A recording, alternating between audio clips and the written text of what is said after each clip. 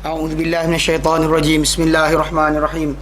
الحمد لله نحمده ونستعينه ونستغفره ونعوذ بالله من شرور أنفسنا ومن سيئات أعمالنا. من يهده الله فلا مضل له ومن يضلله فلا هادي له. أشهد أن لا إله إلا الله وأشهد أن محمدا عبده ورسوله. اللهم صل على محمد وعلى آل محمد كما صليت على إبراهيم وعلى آل إبراهيم وبارك على محمد وعلى آل محمد كما باركت على إبراهيم وعلى آل إبراهيم في العالمين إنك حميد مجيد. رب اشرح لي صدري ويسر لي أمري واحلل عقدة من لساني يفقهوا قولي. أما بعد. Alhamdulillah, kita bersyukur kepada Allah kita dapat lagi bersama-sama untuk teruskan kelas pengajian kita berkenaan tafsir. Dan kita hari tu dah sampai kepada ayat yang tengah bincangkan 1 sampai 39. Tapi kita sampai hari tu sampai ayat yang ke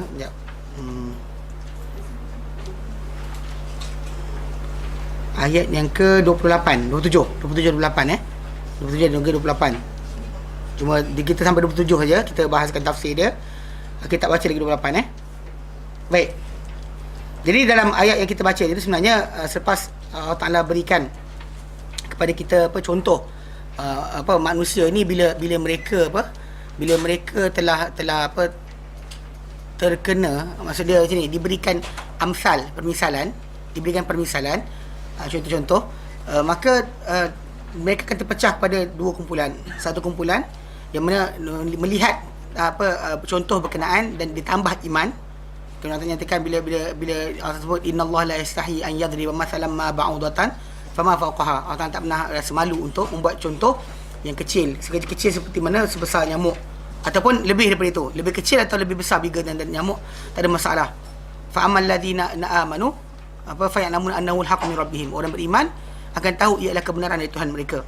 Mereka lihat tanda berkenaan, mereka nampak itu daripada Allah Taala. Wa amal ladina fasaqu dan orang-orang yang kafaru fayaquluna, mereka akan berkata madza aradallahu bihadza mathala, apa yang Tuhan nak dengan contoh-contoh ini. Allah kata yudillu bihi katsira wa yahdi bihi katsira wa ma yudillu bihi illa al-fasiqin. Dan Allah Taala beri hidayah dengannya banyak. Maksudnya itu yang kita kata environment, contoh-contoh tadi diberikan pada kita untuk jadikan kita ni beriman. Tapi manusia ni dengan contoh berkenaan, ada yang dapat hidayah, ada yang tersesat. Mana kita memang yang kita bincangkan itu adalah mana Allah Taala sediakan untuk kita. Dia tak paksa kita. Kan, dia bagikan kita contoh tadi, dan dengan contoh tadi ada manusia yang kita kata mereka ni dengan contoh berkenaan mereka tambah beriman. Ada sepatutnya, tapi orang yang akan yang Allah Taala kata akan hilang dari mereka ni hidayah tadi, sebarang tanda atau kesan di situ adalah mereka yang Allah Taala serangkan ayat yang berikutnya, alladzina yanquduna ahdallah min ba'di mitsaqih. Kita tengah bincangkan tentang tajuk tu, tentang sifat-sifat golongan yang fasik, yang mana tidak akan dapat sebarang hidayah dengan bukti-bukti atau tanda-tanda yang tak nak berikan. Permisalan Quran itu dilihat macam mempermain-mainkan dia, tapi tak nampak sebagai hidayah. Jadi Allah Taala terangkan mana sifat mereka pertama, alladzina yanquduna ahdallah min ba'di mitsaqih, orang yang melanggar atau merungkai perjanjian Allah Taala setelah mana dia diikat perjanjian berkenaan. Dan kita kata para ulama menyatakan dekat sini dua perjanjian. Either perjanjian yang dimaksudkan itu adalah perjanjian alam roh. Yang ada abang seorang tu dia kata macam mana kita nak faham, nak tunjukkan benda berkenaan, sedangkan orang bukan Islam mungkin akan tanya. Saya katakan itu bahawa masalah alam roh tadi kan benda gaib yang kita sebenarnya bila kita mengaku Muhammad Rasulullah, kita dah akui benda lebih dahsyat daripada itu sebenarnya. Mana apa Nabi ceritakan selepas itu dah tidak menjadi masalah dah. Kalau kita terima dia ada utusan Allah Taala. Maka apa diceritakan tentang alam gaib, tentang alam roh sebelum kejadian manusia dan sebagainya, benda-benda berkenaan adalah dikira sebagai perkara-perkara yang tak jumpa muka surat dia muka surat 58 siapa yang tak jumpa muka surat muka 58 mana dia kata pasal mereka pasal benda berkenaan adalah benda yang lebih besar dia banding tentang roh, kejadian kita, roh atau kejadian manusia tu, atau apa berlaku perbualan para malaikat ketika kejadian Adam, itu benda yang sama. Begitu juga masalah di mana perjanjian sebelum itu lagi pada manusia ni mereka ada berjanji dengan Allah Taala, itu pun sama juga disebut dalam surah Al-A'raf ayat 172. Ada yang kata itulah dia dimaksudkan dengan orang-orang yang misal Al-Quran ni tak guna untuk dia adalah orang yang dah merungkaikan perjanjian. Dan kita kata bahawa kesan perjanjian berkenaan kita dapat lihat manusia ni fitrahnya dia boleh beriman. Saya terangkan kata Mao Zedong dan juga pengasas pada fahaman komunisme. Dia kalau boleh nak lahirkan anak manusia ni lahir dan kufur. Kalau boleh, genetically. Tapi tak, benda tu mustahil. Sebab manusia secara tabiinya dia akan cenderung kepada agama, cenderung kepada ketuhanan. Percaya bahawa ada yang menciptakan dia. Itu benda-benda asas. Dan kita kata mana datang tertanam ni tadi, tertanam dengan sejak perjanjian kita dengan Allah Taala. Bila Allah Taala kata alastu birabbikum, adakah bukan aku ni Tuhan kamu? Qalu bala syahidna. Semua manusia ni berkata kami menyaksikan. Allah Taala ambil janji tadi supaya nanti kamu tak boleh kata antakul kamu boleh berkata bahawa kami tak pernah diberitahu. Jadi manusia ni demand diberikan. So fitrah dia akan tolak. Fitrah dia akan tolak. Tapi masalah dia akan patuh ke tidak kepada fitrah tadi, itu satu tajuk yang lain. Ada yang kedua yang kita katakan sebagai kumpulan yang merungkaikan janji tu.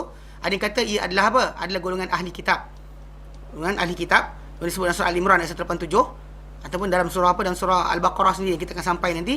Allah Taala ambil kat atas mereka perjanjian bahawa kena patuh dan ikut apa yang di dalam kitab tadi, tapi mereka rungkaikan. Mereka tak nak ikut perjanjian berkenaan. Maka dengan sebab itu kita kata secara tak langsung permisalan apa yang diberikan Allah Taala tadi tidak memberi kesan kepada dia.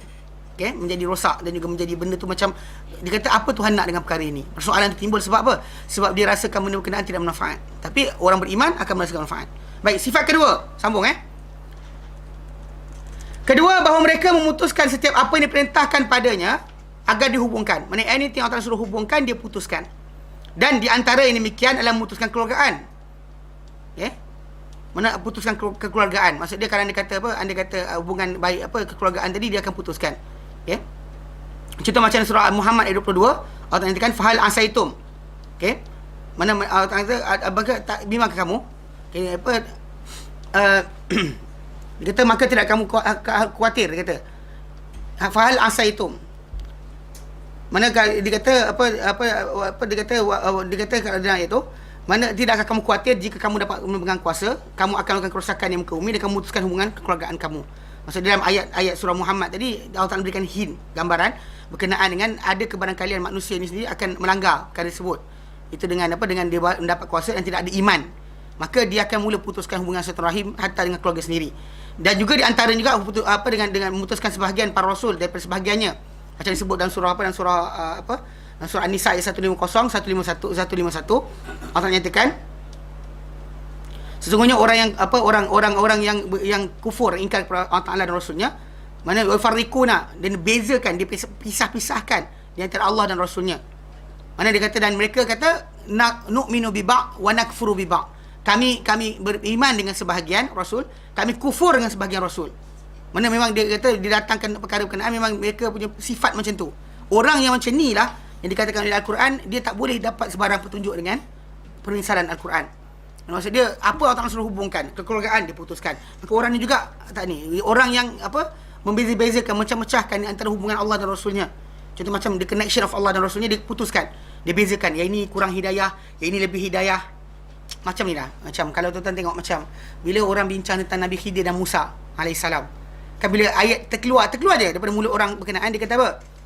Siapa lagi hebat, Musa ke Khidir? Dia sebut macam tu je. Lepas tu perasan tak orang tu dia punya timbangan pemahaman dia kerosak. Bahkan timbullah kalau siapa lagi hebat. Kita tak cakap macam tu. Bahkan kita disuruh isytiharkan dalam surah Al-Baqarah sendiri, akhir surah Al-Baqarah.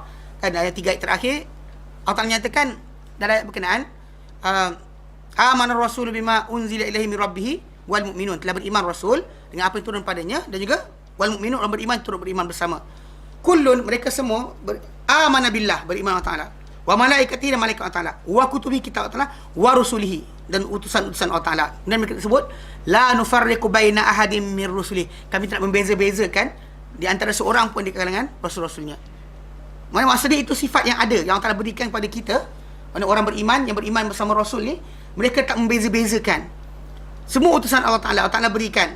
Dan Allah Taala sebut dalam ayat juzuk ketiga kan, Allah kata tikar rusulu faddalna ba'dhum ala ba'. Semua rasul tadi kami lebihkan sebahagian ke atas sebahagian lain. Tapi kelebihan tadi tidak menyebabkan kita terima ini tolak ini. Tak boleh. Cuma bila masalah nasakh mansukh, macam penasahan satu agama dengan datang rasul yang berikutnya, itu lain. Bukan maksudnya kita tolak Musa, kita kata Musa telah kurang pangkat, tidak.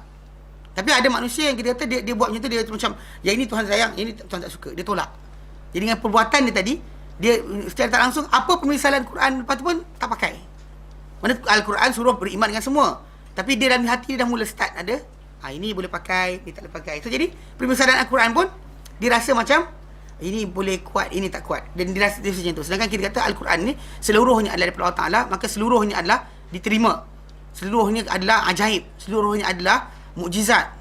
Bukan kita macam ambil ini tinggal ini, ambil ini tinggal ini. Memang kita kata surah-surah Al-Quran sendiri pun ada lebih. Macam Fatihah kita baca itu, dia merangkumi keseluruhan pengertian Al-Quran.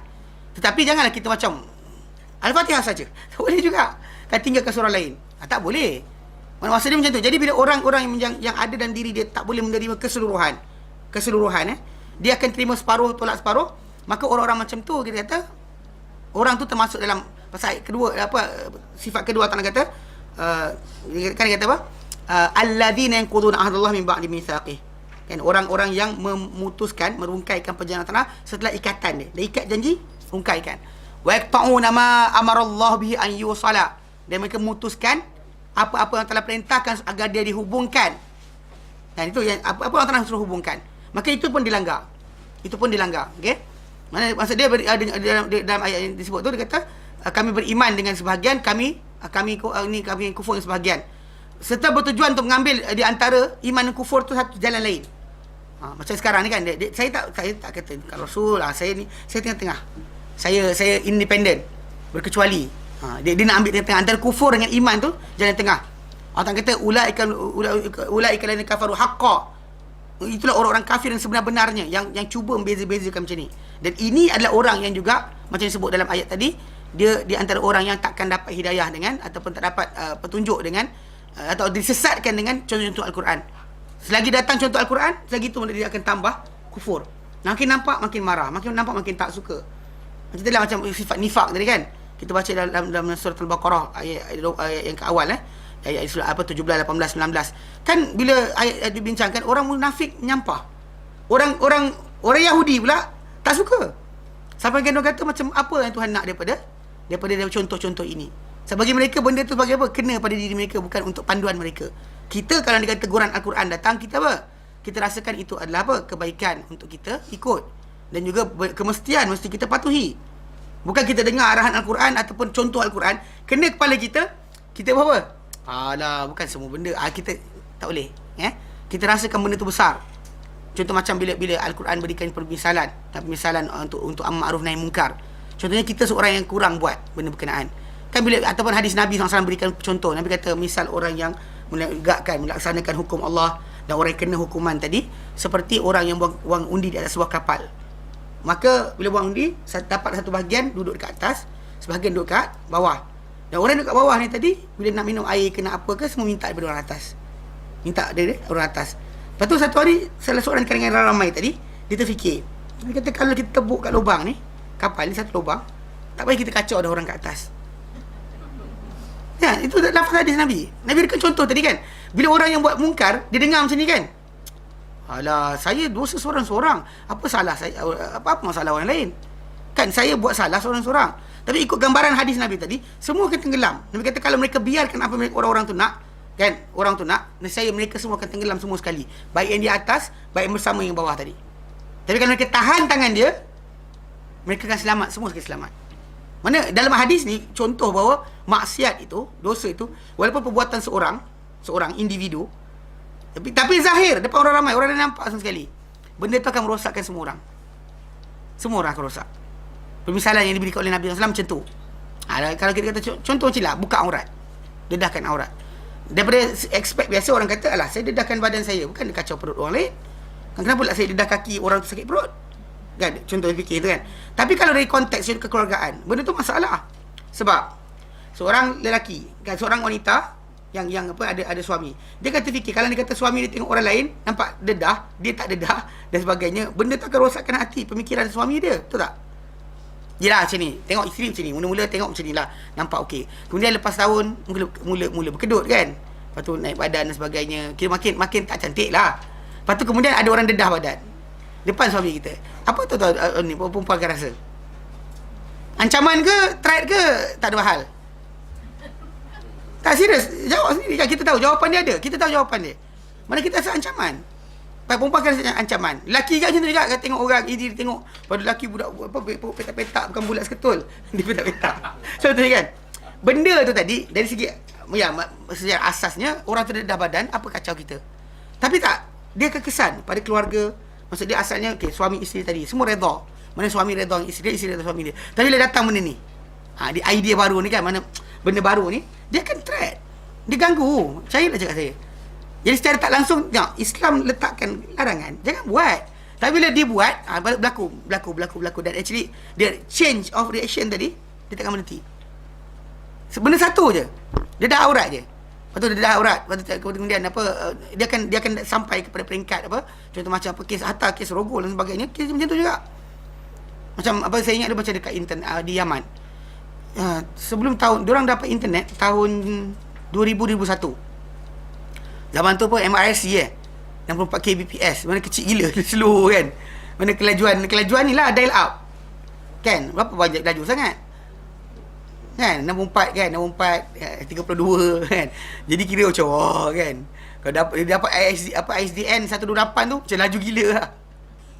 Tahun-tahun 2001 2002. Bila benda tu berlaku kan, tahun 2001 lah. Okey, masyarakat Yaman ni sebenarnya diorang actually agak tertutup dari segi konsep apa, maksud dia apa, kehidupan dia semua dalam negara. Kalau ni kata contoh macam dia duit banyak, kaya, dia akan beli jubah paling mahal, dia bukan tukar kot, dia tak pakai kot tie dan sebagainya. Kita kalau kaya, kot tie dan sebagainya, baju kemeja, baju tempah. Dia tak, dia bila makin kaya, jubah paling mahal, lepas tu jambia, pisau tu paling mahal. Dia akan balik pada tradition. Kat sana diorang macam di sana macam madu Yaman kan. Baik, diorang itu benda tu mahal. Kambing Yaman lagi mahal daripada kambing luar. Mana anything inside the country lagi mahal daripada yang imported. Mana kalau sana dekat macam madu US ke badam US kan. Badam daripada Amerika Syarikat dalam kita kata macam sekilo kita katalah dalam RM40 ke RM30 kan sekilo atau kurang. Madu Yaman badam Yaman dijual dengan harga hampir waktu saya tinggal dulu $50 sekilo. Saya tinggalkan. Setahu saya sekarang makin naik. Dia lagi kecil daripada badan Amerika Syarikat. Badan Amerika panjang gitu. Badan Yaman ketot ketik je. Tapi mahal gila. Okay, memang mahal sungguh. Ya? Tak, bukan.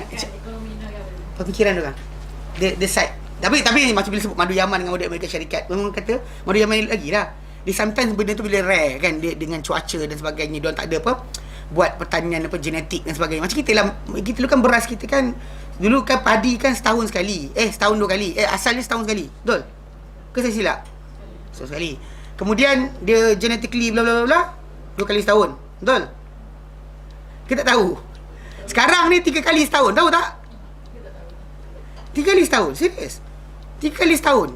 Maksud dia makin segera makin macam ayam kampung, ayam pencin, bukan ayam pencin. Ayam apa? Ayam daging kan?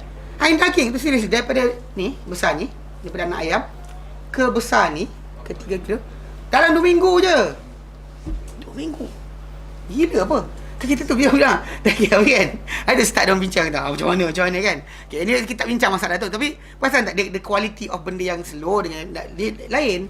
Macam durian lah. Kan, pokok durian nentut dan sebagainya cepat berbuah tapi cepat berhenti.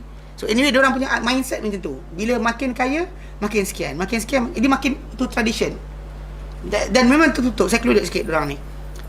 Tapi bila keadaan macam tu, kita kata diorang pelik lah. Macam itulah keadaan dia. Start internet masuk, start lain. Maksud dia kes-kes berkenaan dengan jenayah seksual ni bertambah. Pasal dia benda tu dia ajar. Kan baru ni diorang cerita berkenaan budak bully budak yang dekat dekat Penang ni. Yang dia pukul kawan dia. Sebelum cakap tu dia kata dia ambil kata-kata wording daripada filem ala drama televisyen Juvana. Nama aku Man Todak dia kata. Lepas tu dia bantai budak tu pukul-pukul. Kan? Aku Man Todak. Actually benda ni memang betul. Apa yang mata kita lihat, apa telinga kita dengar, dia akan beri kesan pada hati kita. Memang beri kesan. Tak boleh tidak bersih ada mindset kita akan bertukar. Tapi orang tak perasan. Dia kata macam alah sikit je. Alah kami nak tunjukkan kepada masyarakat realiti yang berlaku. dia tunjukkan orang bercium. Actually benda tu akan mengajar orang tak apa buat. Faham tak? Dia bukan masalah benda tu. Kita kena bagi tahu juga orang yang salah dan yang betul mana satu. Mana boleh macam tu? Ada benda kena sorok-sorok. Hatta anak-anak kita sendiri pun benda yang kita tahu contoh macam hubungan suami isteri halal kan. Tapi anak-anak diletakkan dalam surah An-Nur, dia nak minta budak kecil bawah umur daripada umur balik nak masuk bilik kena minta izin pada 3 waktu. Yang normally pada waktu berkenaan abah pakai baju tak cukup, mak pakai baju tak cukup, kain tuburai dan sebagainya. Okey. Dia sebelum solat fajar, selepas zuhur dan dia selepas solat isyak. Okey, ketika waktu orang tu tanggalkan pakaian dia. Normally macam tu. Jadi waktu-waktu berkenaan jangan. Walaupun tapi anak tu kena tahu juga satu masa nanti dia akan kahwin, dia akan jadi macam ni. Bukan maksud dia buncit dan sebagainya. Maksud dia ada hubungan macam tu. Tapi tak boleh diajarkan. Pasal benda tadi dia akan belajar dengan sendiri tanpa diajarkan pun. Sampai umur dia dewasa dia akan faham. Tak perlu kita pakaikan baju umur 40 tahun kepada budak 5 tahun. Faham tak? The knowledge itself tak boleh sumbat. Sumbat pada dia akan rosak. Tapi bila Islam sekat, kan kata jangan dedah, dia orang nampak kecil. Orang nampak lah, itu orang tu dedah sendiri, apa salahnya? Tak, dia kesan. Macam kita, macam bila internet masuk kat Yaman, sila dia kesan bersepah. Dahsyat. Dahsyat sangat. Bertukar banyak. Kan dulu kita kata contoh macam, saya ingat, tahun sebelum 2001-2000, kadang dia kata naik van kan, naik van. Bila orang ramai, lelaki ni tengok perempuan, macam dia tengok perempuan ni macam kakak dia. Dia bayang macam tu. Maksudkan wanita nak lintas jalan raya, lintas je. Van takkan letakkan, van akan berhenti. Kereta akan berhenti. Contoh macam kadang-kadang dia kata dia orang nak naik van kan, seat tak ada. Ada orang akan turun dan takkan duduk sebelah. Turun bagi dia orang naik. Macam tu penghormatan ada. Tapi lepas daripada internet terbuka kan, gambar perempuan dalam internet tu dedahkan sebagainya. So automatik lepas tu kan, pandangan dia orang suka nak impit perempuan. Nampak tak? Kat sini benda berkenaan kan, sampai kita kat Malaysia kan kita ada buat yang pink coach kan. Kan yang apa LRT atau komuter yang apa? Yang perempuan saja naik. Sebab apa? Sebab benda tadi kesan mindset. Mana orang tu asalnya dia nampak semua wanita ni secret. Mana ini macam mak dia, ini macam mak saudara dia, ini macam nenek dia, ini macam kakak dia, macam adik dia. Pasal dia tak nak benda berkenaan jadi pada orang adik-beradik dia, kenapa buat kat orang? Kalau adik-beradik dia kena impit macam tu, dia marah. Itu mindset asal sebelum tahun 2000. Lepas tahun 2000, seriously. Kan sampaikan apa driver kereta tu, dia orang jaga bab tu. Pegang kayu siap-siap, dia kata kau sampaikan ada lelaki terlegin nak duduk juga kan, seat tu ada kosong. So contoh macam belakang 3, patut 3 kan seat ni. Jadi perempuan tu duduk seorang, dia nak duduk situ juga. Driver tu kata jangan. Dia kata kalau ini kakak engkau, ini adik engkau, ini mak engkau nak ke orang duduk sebelah dia, impit-impit rapat-rapat? Mesti tak nak kan. So kenapa kau redha untuk orang lain? Dia kata tu yang kata diam tu kan. Jadi maksud dia benda tadi, cara pemikiran budak-budak dia bertukar dengan sebab apa? Apa yang kita lihat je. Mana Islam haramkan benda kecil. Kan kita dengar, alah dosa kering je ustaz. Dosa kering kan, dosa mata. Kan buat apa tengok je dia kata. Tapi benda tu membawa kepada apa? Rosak besar. Orang tak perasan. Tapi dia kata permisalan macam Nabi kata, masalul qaimi ala hududillah. Kan saya kata dia kan, misal permisalan orang yang melaksanakan hukum Allah. Wal waqi'i fiha, dan orang kena hukuman tadi. Kama masalil qaumin istahamu ala safinatin. Seperti satu kaum yang buang undi naik atas sebuah kapal. Fa asaba ba'dhum a'laha wa ba'dhum asfalaha. Maka dapatlah satu kumpulan di kalangan mereka ni ke atas kapal, wa ba'dhum asfalaha, dan sebahagian lagi dapat bawah kapal. Fa kana fi asfaliha, orang-orang yang duduk bawah kapal ni idza staqaw minal ma', bila dia orang dahaga nak minum air, marru ala man fawqahum, mereka minta pada orang atas mereka. Jadi faqala, lalu satu orang di kalangan mereka cakap, law anna kharaqna fi nasibina hadha kharqan, kalaulah kita tebuk dua lane untuk dua lane atas. Okey, dua lane atas. Yang lain tak apa sana. Tapi kalau dua lane depan untuk lelaki, dua lane belakang perempuan. Okey, wala nuzima faqana, dia kata kita tebuk lubang, tak payah kita kacau orang atas. Nabi kata wa in taraku wa ma aradu, kalau orang ramai biarkan apa mereka nak buat, dan apa mereka biarkan mereka dan apa mereka nak buat, halaku jami'ah, semua kan binasa. Kan permisalan ni mudah. Kan Nabi contoh kan, Nabi berikan contoh maksiat walau sekecil mana pun orang tu fikirkan kecil je kan, logik pula tu kan. Tebuk-tebukkan keliling ni air, tapi dia tak tahu rupanya tebukan tu akan menyebabkan apa, air masin tak boleh minum pun. Pasal benda yang haram ni kita kata tak beri kesan yang baik, tak ada kebaikan pun. Mana dia benda tu seronok sekejap, tapi lepas tu hilang, kosong. Tak ada pengertian, langsung dalam kehidupan manusia tadi. Tebuk tak boleh buat apa. Tapi dia nak buat. Kalau mereka biarkan, mereka semua binasa. Wa in akhadhu ala aydihim, kalau kita tahan tangan mereka ni, najau wa najau jami'an, mereka selamat, semua sekali selamat. Misal macam ni contoh, kita dengar, kita faham kan? Kita, betul lah misal ni. Tapi kalau orang yang dia buat maksiat ataupun dia berperangai macam apa yang opposite tadi, dia kata apa? Alah, takkanlah semua kali kot. Takkanlah. Hatta contoh macam kita kata macam apa, ghibah, kan mengumpat. Kita kata nampak kecil, tapi bila Islam haram kan, nampak dia punya kesan dia. Kesan macam-macam kesan. Namimah, macam orang yang apa kata mengadu domba. Mana jumpa orang ni, cerita orang tu kata apa, dia dilagakan. Itu berlaku zaman sekarang. Yang paling bahaya namimah ni bukan pada surat khabar. Kalau surat khabar tu artis laga-lagakan, tak dahsyat. Yang paling dahsyat ni adalah apa yang dibuat oleh pelajar-pelajar yang belajar separuh jalan. Belajar dengan ustaz ni, dengar benda, bantai sana. Pergi sana, ambil sini, bantai sini. Itu ada. Itu para ulama kata zaman sekarang ni namimah di kalangan orang yang nak belajar ni lagi dahsyat. Dia actually dia tak nak ikut orang-orang pun. Dia cuma nak tengok dia argument. Dia bantai-bantai. Lepas tu sengih seseorang. Kan? Actually adalah orang nak belajar macam tu, ada juga yang nak belajar betul. Kan? Tapi ada sebahagian tu tak disengaja je. Nak tengok fitnah berlaku. Jadi itu bahaya dia. Kita kata secara konsep dia, dosa itu walau sekecil mana pun dia ada kesan kepada environment sekitaran. Yang kita rasakan benda tu dosa disorang aja. Tak. Itu sebab kenapa Allah Ta'ala suruh kita sekat benda ni. Walaupun kita nampak kecil. Dan sebab kenapa sifat orang beriman yang awal di antaranya adalah apa? Allah Ta'ala kata kuntum khairu ummatin ukhrijat linnas, kamu adalah sebaik umat dikeluar untuk manusia. Apa mula sekali? Ta'muruna bil ma'ruf wa tanhauna 'anil munkar. Kamu suruh kebaikan dan kamu cegah kemungkaran. Itu sifat mukmin. Bukan mukmin ni bukan saya punya masalah. Tak ada. There's no such thing.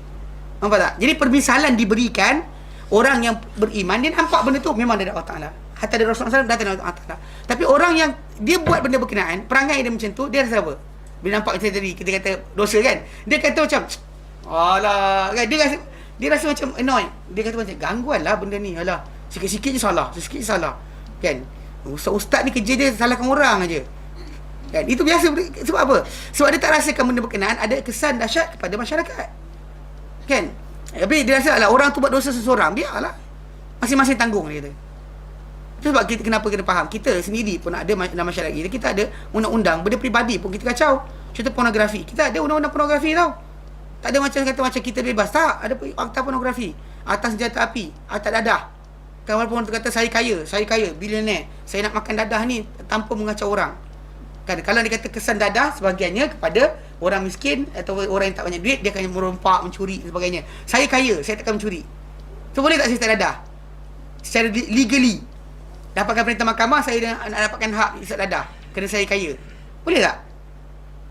Tak boleh kan? Pasal itu benda tadi kesan dia adalah negatif kan. Itu sebab kita kata undang-undang walaupun benda itu peribadi mana sekalipun boleh dikuasakan apabila ia memberi kesan kepada masyarakat secara umum. Tu ialah cerita dia. Bukan susah sangat. Hatta masalah etika pakaian kan, bagi atas senonoh sebagainya, membawa kepada rosak sebenarnya kan. Benda-benda berkenaan kita tak pasang, tak nampak dan tak perasan. Kita rasakan benda berkenaan benda biasa. Tapi permisalan Al-Quran, permisalan hadis mengajarkan kita benda berkenaan. Jadi faham Jadi konsep dia maknanya orang yang membeza-bezakan tadi, dia tak faham, dia tak nampak benda itu sebagai benda yang memberikan hidayah. Mukmin nampak kisah tadi, dia akan nampak kenapa aku patut buat kerja, kenapa aku kena amar ma'ruf nahi munkar. Yang kafir ataupun yang fasik, yang sikit kepala dia ada timbangan dia lari sikit, dia akan rasa tak payah buat. Jaga hati sendiri masing-masing pun tak apa kan. Kita ni akan dihukum masing-masing, betul. Tapi untuk wanita betul lah, kalau untuk lelaki tidak. Lelaki dia wajibkan ke atas mereka supaya melaksanakan jihad dan sebagainya. Untuk wanita betul, tak ada masalah. Anda tak ditanya mengenai diri anda dan apa yang anda buat pada suami anda dan juga pada Allah Ta'ala. Dah stop situ je. Dia kena kata untuk lelaki, jiran dia, keluarga dia, semua sekali akan ditanya. Tu sebab dia lahir lelaki, seronok lah kan. Tapi tak tahu tanggungjawab dia besar juga. Jangan kita kata Allah Ta'ala berikan mereka kelebihan, tapi bukan hanya privilege, tapi anda kena buat tugas. Diberikan kelebihan, anda ada tugas. Jadi kumpulan kedua ni adalah kumpulan orang-orang yang takkan dapat kebaikan daripada permisalan Al-Quran, adalah orang yang memutuskan apa yang Allah Ta'ala suruh hubungkan. Okay. Dan bahkan ada para ulama menambah, dia kata dalam tajuk ni, dia kata apa menambah lebih itu, maksud dia diorang ni memutuskan hubungan dengan Allah Ta'ala lagi awal. Sebab orang-orang beriman kan dikatakan mereka mula start dengan apa? Allazina yuqimunas solah wa yu'tunaz zakata kan. Alladzina yuqinu akan maksudnya alladzina yu'minuna billah kan dikata apa dikata alladzina yu'minuna bil ghaibi wa yuqimuna as-salah wa mimma razaqnahum yunfiqun. Kan dua sifat belakang tu para ulama nyatakan dengan Allah Taala hubungan dia adalah solat, kita hubungkan. Kemudian dengan manusia adalah zakat. Maksud dia Allah Taala suruh hubungkan dengan diri kita dengan dia dengan melalui solat dan amal-amal soleh yang lain. Tapi dengan manusia kita infakkan harta. Hubungan kita manusia berlaku infak, pembelanjaan dan sebagainya. Jadi itu juga contohnya the opposite of sifat orang beriman. Okey. Maksud dia kata apa? Ketiga membuat kerosakan di muka bumi. Alladzina yanquduna 'ahdallahi min ba'di mitsaqih wa yaqta'una ma amara Allah bi an yusalla wa yufsiduna fil ard. Dan mereka buat kerosakan di muka bumi. Dan itu adalah dengan penyekutuan. Maksudnya dia buat syirik, dan juga mengajak pada kekufuran dan melempar kesamaran terhadap agama yang benar. Mana dia datangkan rasa kepada manusia ni benda ni tak patut buat dan sebagainya. Ni banyaklah suara-suara yang kita kata dalam masyarakat kita sekarang ni ada. Kadang-kadang separuh tu daripada guam, separuh tu macam-macam benda. Dia ustaz pun ada juga. Yang ajak orang buat benda kebukan lah. Yang tak ajak buat kebukan tak ada. Yang ajak contoh macam pakailah kayu ini, anda akan berjaya, anda akan selamat dunia akhirat contohnya. Nah, itu masalah. Itu syirik, Jadi seorang kekufuran dan melempar kesamaran di hadapan agama yang benar. Ini yang apa ini sifat mereka. So, tiga sifat ni tadi. Orang-orang sifat ini mereka lah orang-orang yang menindas diri mereka dengan haknya dari kebaikan. Jadi Allah Ta'ala kata mereka adalah orang yang tindas diri mereka sendiri. Dan bahkan mereka ni rugi. Allah kata ulaika humul khasirun. Mereka adalah orang yang rugi. Berkata At-Tabari, al-khasirun adalah kata ganda mereka khasir. Kata ganda bagi khasir. Daripada khasara. Khasara yakhsaru. Maksudnya rugi. Dan mereka adalah orang yang mengurangkan diri mereka habuan-habuannya daripada rahmat Allah dengan sebab kemaksiatan mereka terhadap Allah Ta'ala. Mana apa yang mereka buat kemaksiatan tadi menyebabkan makin banyak apa yang sepatutnya didapat terhalang, tersekat kan dosa-dosa yang mereka lakukan. Jadi orang ni ulaika humul khasirun, mereka adalah orang-orang yang rugi. Baik. Dapat diperhatikan dia kata bahawa sifat-sifat ini yang bersifat dengannya golongan fasik. Yang Allah Ta'ala kata apa? Wa ma yudhillu bihi illal fasiqin, tidak disesatkan dengan contoh-contoh Al-Quran ni, contoh-contoh Allah Ta'ala ni kecuali orang yang fasik. Dan Allah Ta'ala terangkan sifat mereka kan. Jadi kata boleh dapat dilihat daripada ayat berkenaan. Dia kata sifat-sifat ni yang bersifat dengan golongan fasik telah datang berlawanan dengan sifat orang bertakwa di awal surah. Maksudnya di awal surah Al-Baqarah datang dengan sifat orang bertakwa, dan golongan fasik ni antara sifat awal dia adalah melanggar ikrar mereka kepada Allah Ta'ala. Sementara golongan yang awal dengan golongan yang awal yang itu disebut awal surah Al-Baqarah tu tentang orang bertakwa tu, mereka menunaikan terhadap ikrar Allah dan beriman terhadap apa yang turun kepada Muhammad SAW dan apa yang turun sebelum baginda. Allah Ta'ala nyatakan walladzina yu'minuna bima unzila ilayka wa ma unzila min qablik wa bil akhirati hum yuqinun. Itu sifat mereka. Maksudnya mereka menunaikan, mereka iman, percaya dengan apa turun pada engkau dan apa turun sebelum engkau. Maka itu maksudnya bila beriman dia melaksanakan apa yang dituntut daripada perjanjian-perjanjian tadi. Tak ada yang ditinggalkan langsung. So itu sifat orang beriman. Dia bertentangan dengan golongan fasik. So kalau orang tu beriman, percaya dengan apa turun daripada Muhammad dan apa turun sebelum Muhammad SAW, maka dan yakin dengan hari akhirat, orang tu dia nampak permisalan Al-Quran, dia rasa apa? Semakin beriman. Semakin nampak bahawa ini adalah permisalan bukan datang daripada manusia, bahkan daripada Allah Ta'ala. Dia tahu. Sebab apa? Sebab sifat iman yang dia ada. Dia boleh detect benda berkenaan dengan Allah Ta'ala atau bukan. Okay? Golongan fasik disebut juga dalam ayat tadi yang kita baca tadi, memutuskan apa yang diperintahkan Allah Ta'ala untuk penghubungannya. Okay? Mana orang fasik datang, dia diputuskan, satu rahim putuskan. Okay? Dengan manusia, dengan kita kata dengan para anbiya, dengan Allah Ta'ala pun diputuskan. Okay? Tapi di sini dia kata, dan golongan bertakwa pula menghubungkan apa yang diperintahkan Allah Ta'ala untuk penghubungannya. Lalu mereka mendirikan solat, yang ia merupakan penghubung di antara hamba dengan Tuhannya. Maksudnya dia memang itu Allah kata walladzina yu'minuna bil ghaibi wa yuqimunas shalah. Disebut solat tu sebagai petanda bahawa mereka ni orang-orang yang ada hubungan dengan Allah Ta'ala.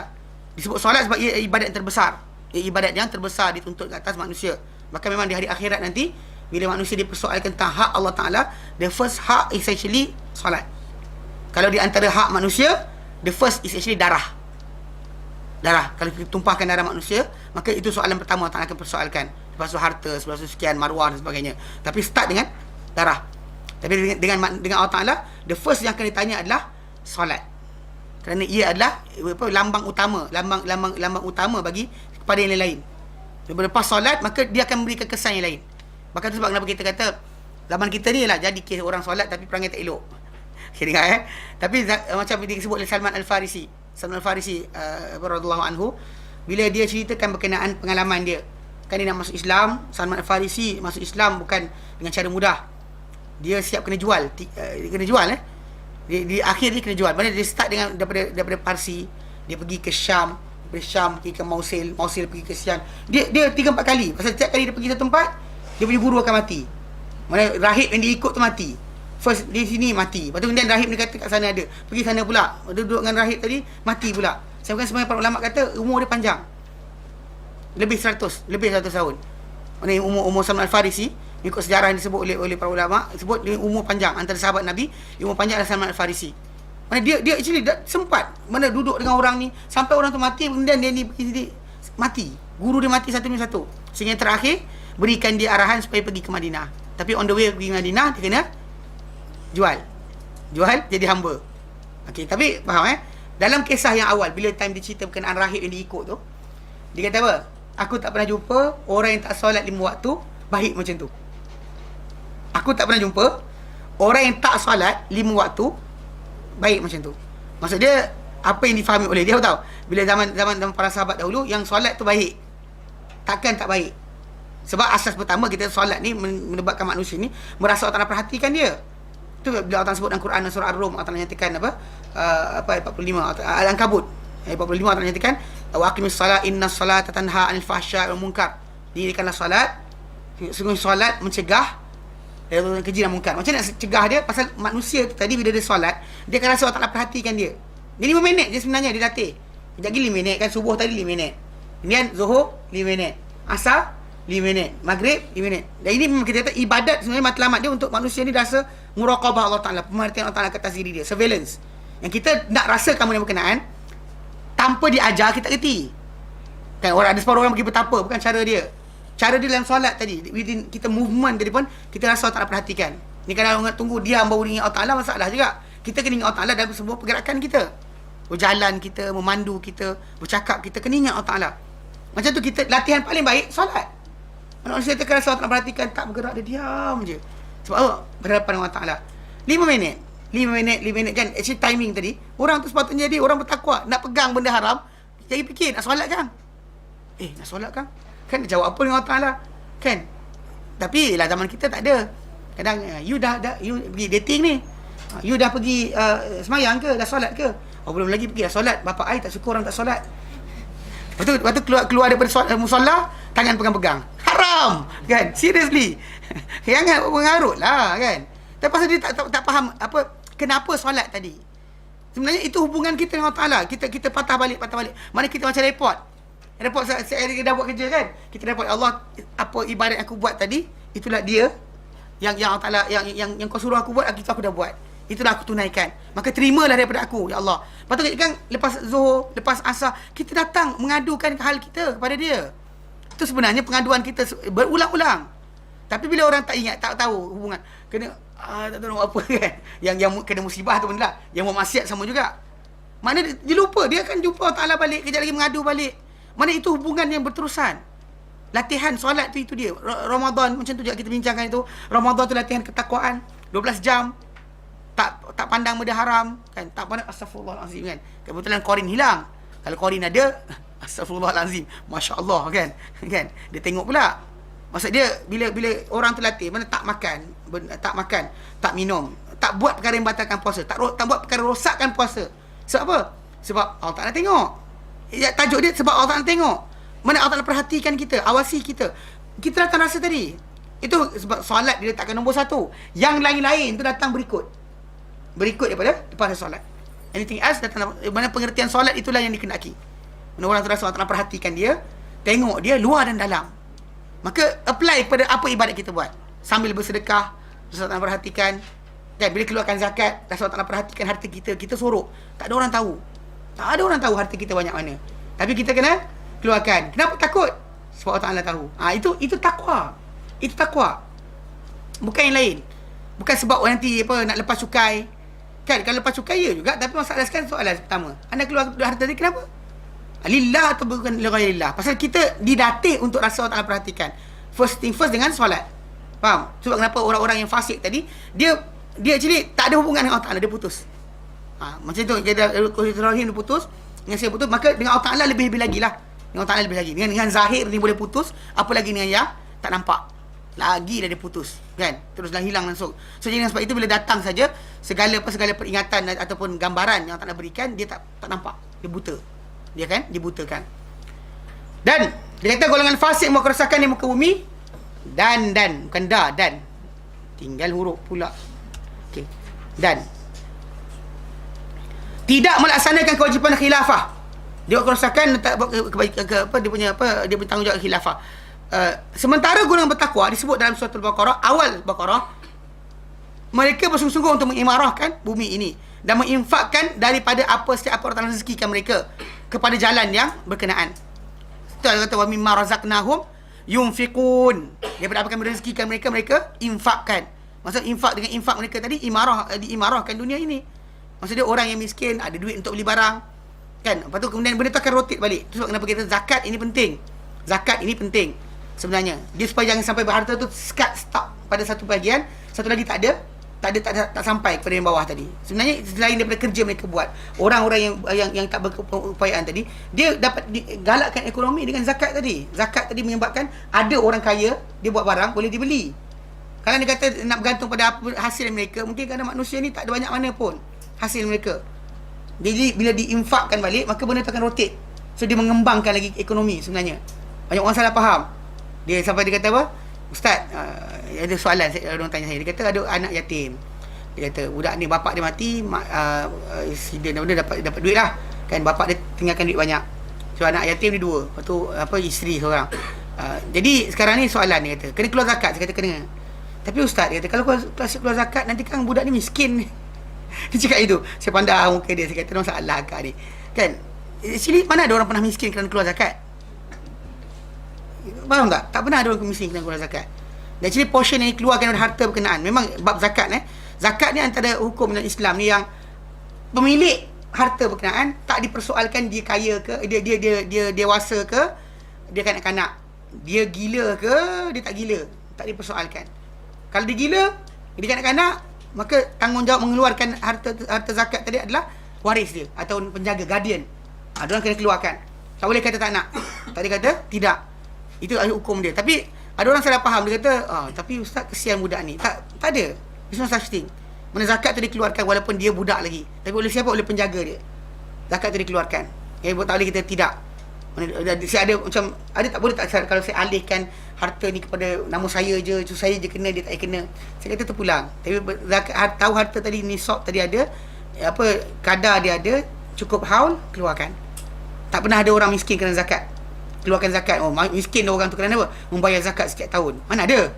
Kan? Tak ada. Tapi itu sebab kenapa kita kata, bahkan kita kata zakat tadi menjadi keberkatan kepada orang tu punya harta. Jadi secara tak langsung kita kata, memang tu Nabi kata dalam hadis yang sahih, Nabi kata, ma naqasa malum min sadaqah. Ma naqasa malum min sadaqah. Tidak pernah kurang harta dengan sebab sedekah. Tak pernah ada orang kurang harta dengan sebab sedekah. Tak ada. Bahkan para sahabat Nabi SAW bukti yang nyata, Uthman bin Affan, Abdurrahman bin Auf dan lain-lain, makin banyak mereka dapat, makin banyak mereka keluarkan. Tak ada masalah. Kita je yang takut ini, takut itu. Dan sekali tak mengimarahkan dunia dengan harta yang tak nak beri pada kita. Dia imarahkan dengan cara tadi. Tapi ada orang dia kaya, imarahkan dengan apa? Dengan konsert. Kan dia taja, saya taja konsert sekian, saya taja drama sekian. Tahu tak? Tuan tahu tak benda ni? Mana drama-drama kat televisyen tu nak ditayangkan, ada penaja. Penaja utama tu kan bukan syarikat televisyen tu. Tahu tak dia ada orang-orang yang datuk ini, syarikat sekian, didatangi oleh orang tu untuk keluarkan. So dia taja benda berkenaan. So dia imarahkan dunia dengan apa? Dengan drama dan filem. Baguslah. Kan? Sedangkan tak serius ni. Ini betul, ini bukan benar. Maksud dia sepatutnya imarahkan dunia ini, tapi betul, tapi membantu orang yang susah. Bukan dengan kita kata main apa benda macam tadi, datangkan maksiat dan sebagainya. Imarahkan dunia ni. Tapi golongan fasik ni dia buat kerosakan dalam kaum ni dengan datangkan benda tak elok dan sebagainya. Maka orang-orang yang beriman dia opposite. Dia ada harta diinfakkan dan habis tak ada masalah. Yang dia infak pula, ingat, saya peringatkan berkali-kali. Nanti kita datang dalam surah Al-Baqarah, nanti ayat-ayat yang ke-177 nanti dibincangkan. Tapi sekarang saya sebut sikit. Bila sebut infak harta, first thing first, balik pada siapa dulu? Siapa first orang kena bagi? Keluarga. Orang miskin lepas tu. Anak yatim lepas tu. Dia bukannya atas pertama. Yang kena ingat infak tadi pada keluarga dahulu. Maksudnya kalau dia kata ada orang kita miskin, cari itu dahulu. Supaya jangan sampai mereka minta-minta pada orang lain. Kan, ni kadang-kadang ada orang tu salah faham, dia kaya, memang kaya, super kaya. Tapi anak-beranak dia merempat. Jangan. Keluar pula idea. Alah, dia malas, saya rajin. Jangan. Kan, nanti ada masalah nanti kat situ. Pasal rosak hati kita, rosak. Sebab kita bimbang kita jadi seperti orang Allah sebut dalam Quran dan surah Yasin. Baca Yasin, orang Melayu kita baca Yasin tiap malam Jumaat. Tapi bila ayat Allah nyatakan wa idza qila lahum bila dikata pada mereka anfiqu mimma razaqakumullah, infakkan daripada Allah Taala rezeki pada kamu, qalu, mereka berkata anut'imu man law yasha'ullahu at'amah, adakah kami kena bagi makan pada orang yang kalau Allah Taala nak bagi makan, Allah Taala bagi makan. Ini tak senonoh kan? Dia Allah Taala bagi kita sebagai wakil. Mana kita ni adalah pemegang amanah. So sampaikan benda berkenaan. Ada sikit, ada. Tak ada. Sudah. Kalau ada, alhamdulillah bagi. Kalau tak ada, maka kita tahan lah, kata ya Allah tak ada bulan ni. Tak payah bagi, sudahlah. Faham? Jadi secara asasnya mengimarahkan dunia ni disebut dengan gambaran infak. Infakkan apa yang Allah rezekikan. Jadi dunia ni berkembang, diimarahkan dengan benda berkenaan. Jadi dan orang tu akan ada hubungan dengan orang lain. Even actually macam tadi, macam bila Nabi galakkan supaya orang tu bagi harta pada keluarga sendiri, dia kata benda berkenaan akan menyebabkan apa? Hubungan keluargaan baik. Kalau dia akan ada relationship, mana ni dengan anak ni semua akan berturutan. Yang bapak dia kata dulu abah susah atau engkau paksa engkau lah tolong dan sebagainya. Dia akan relate tau. So, jadi dia akan sentiasa ada hubungan, bukan putus. Yang Allah Taala suruh hubungkan, maka hubungkan. Maka orang yang fasik dia tak hubungkan. Maka dengan sebab itu mereka ni Allah Taala jadikan apa? Tersesat dengan apa yang bukti Allah Taala bagi, dia bukannya jadi apa? Jadi makin elok, makin tak elok. Okey? Kerana itu layak golongan bertakwa untuk mereka ini menjadi orang yang berjaya. Allah kata ulaika humul muflihun. Mereka itulah orang-orang yang berjaya. Kan Allah nyatakan mereka orang berjaya. Maka manakala orang golongan fasik ini sebagai balasan ni Allah kata apa? Ulaika humul mereka adalah orang-orang yang rugi. Mereka adalah orang-orang yang rugi. Mana terbalik. Kalau orang berjaya tadi yang melaksanakan apa yang Allah suruh, mereka ni akan dapat hidayah dan melalui apa yang Allah turunkan sebagai panduan dan permisalan. Golongan fasik yang tak boleh terima benda berkenaan, hujung dia adalah mereka adalah orang-orang yang rugi. Ulaika humul khasirun. Mereka adalah orang yang rugi. Jadi faham tu relationship dia. Baik. Nak tahu balik pasal nak kena baca ayat baru. Tentang hafalan sebenarnya macam saya kata itulah. Saya buat dekat MRI, dia orang bagi kata ustaz, lepas ustaz suruh hafal dia lari hilang. Sebab apa? Saya bukan sengaja nak test, saya suruh baca je. Kalau dia kata zaman kita sekarang ni, kalau dia kata orang tu baru nak start belajar baca Quran, dia jadi malu. Sebenarnya dengar sini, nak belajar hafal Quran zaman kita sekarang ni actually makin mudah. Cuma tuan-tuan sekalian kena ambil inisiatif sikit. Siapa ada handphone yang apa, smartphone yang ada boleh masuk MP3, angkat tangan. Ke semua kan? Semua. Mana ada sekarang pakai semua touch screen. Okey. Dalam handphone macam tu, anda sepatutnya boleh letakkan MP3 untuk ayat Quran yang anda nak hafal sebenarnya. Dan penghafalan Quran dia starting dengan biasakan dengar. Kalau nak mudah, kita nak baca saja kita gagap, kita rasa payah, ambil MP3 tadi, dengar sentiasa. Mana keluar sini baca, dengar, masuk kereta dengar, dia akan lekat. Actually memang saya dulu kecil tu macam bapak saya dulu suka pasang dekat dalam radio kereta tu, dia pasang apa surah Yusuf. Dan surah Yusuf kan, bila surah Yusuf tu dia pasang berkali-kali dalam kereta dia. Saya ketika saya nak hafal surah Yusuf, saya ambil masa satu hari je habis. Sebab apa? Sebab asyik dengar. So jadi bila kita dah expecting apa dia bunyi sekian, kita dah bunyi sekian. So benda tu kena biasa dengar, faham tak? Jika dia kata asyik biasa dengar lagu je, lepas tu kemudian kenapa tak boleh hafal Quran, payah ustaz, tu masalah lah kan. Nyanyi lagu asli ke, lagu tak asli ke, ya. Pembiasaan ni saya sebut bantu diri anda untuk hafal Quran dengan banyak mendengar. Zaman sekarang alhamdulillah mudah nak buat. Handphone tu ada, isikanlah MP3 Al-Quran. Macam kita sekarang ni surah Al-Baqarah 1 sampai 39. Baru sampai 20 lebih baru 27 28. Tak sampai 100 lagi. Dah sampai 100 kita akan apa Orang ramai ni bila dah jauh dah, tak payahlah pergi. Dia kan awal-awal dah kata tak nak pergi. Dan sekarang ni masih lagi awal, sila buat. Dan kita sebenarnya ikutkan kita belajar ni, kita ambil 2 ayat je sebenarnya. Ke selangkah 10 ayat? Tak ada kan? 3 ayat, 2 ayat. So jadi siapa-siapa yang ikut bacaan kita punya tafsir ni, kalau boleh sila hafal. Kalau boleh sila hafal. Dan memang menghafal surah Al-Baqarah ni jatuh dalam arahan Nabi SAW. Macam kita baca dalam fadilah surah Al-Baqarah kan, kelebihan surah Al-Baqarah tu, kan kita baca Nabi SAW menyatakan alaikum bi surah Al-Baqarah. Mula tak Nabi kata alaikum bil Quran. Itu hafal Quran semua sekali. Kerana ia akan datang pada kiamat nanti sebagai pemberi syafaat untuk tuan dia, orang menghafal dia. Lepas tu Nabi sebut alaikum bi surah Al-Baqarah wal Ali Imran.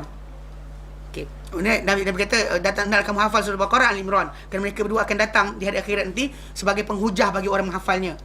Mana Nabi sebut macam 2 awan hitam atau 2 awan mendung, atau seperti 2 kelompok burung yang akan memayungkan orang menghafal dia. Lepas tu last sekali Nabi kata alaikum bi surah Al-Baqarah. Nabi letak Quran, tak boleh Quran semua, Al-Baqarah Al-Imran. Tak boleh semua, Al-Baqarah saja. Fa inna akhdaha barakah, kerana mendapatkan surah Al-Baqarah ini adalah keberkatan. Wa tarkuha hasrah, tinggalkan surah Al-Baqarah ni kerugian. Tinggalkan kerugian. Nabi sebut ni dah hadis sahih Bukhari Muslim. Wala tastati'ul batala, tak mampu menandingi Al-Baqarah ini ahli sihir. Ahli sihir tak boleh menandingi dia. Nabi beritahu macam tu. So sebagai peninding, sebagai pelindung, sebagai keberkatan, ambil lah. So walau sikit dapat pun tak apa. Dapat 5 ayat je ustaz, alhamdulillah. Kan? Tambahlah. Kan? Kalau lagu-lagu baru boleh hafal, lagu Korea tak faham boleh hafal. Aku tak faham tu duduk dalam Malaysia sekarang ni. Kan? Lagu Korea tak faham sepatah aku apa. Kan? Tapi beria dia hafal. Boleh jadi K-pop kan? K-pop kan? Korean pop. Beria. Tak dengar tu tak faham pun, tapi pergi dengar. La ilaha illallah syarikalah. Sekarang ni Al-Quran untuk panduan kita. Hafal. Boleh start dah sebenarnya. Boleh ambil. Mana kita sekarang ni tengah tafsir ni, kita belajar. Mana setiap ayat tu kita ambil ayat per ayat. Kalau sahabat dulu 10 ayat, kita ambil 2-3 ayat pun cukup dah.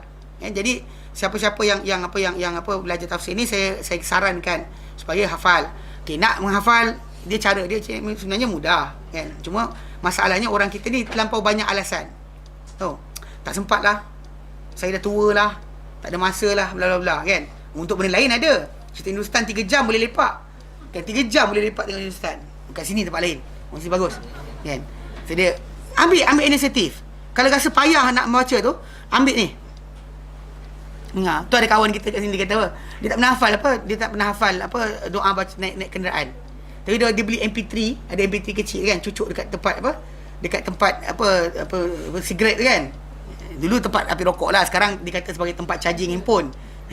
Cucuk benda tu, start enjin kereta dia, tiap hari akan bunyi kan, subhanallah. Hafal. Dia tak pernah, dia wording tu dia tak pernah subhanallazi tak pernah dia buat macam tu. Tapi oleh kan dengar tiap hari, akhirnya apa? Dalam kepala dia masuk. Paling kurang macam tu kita kata, dengar tiap hari.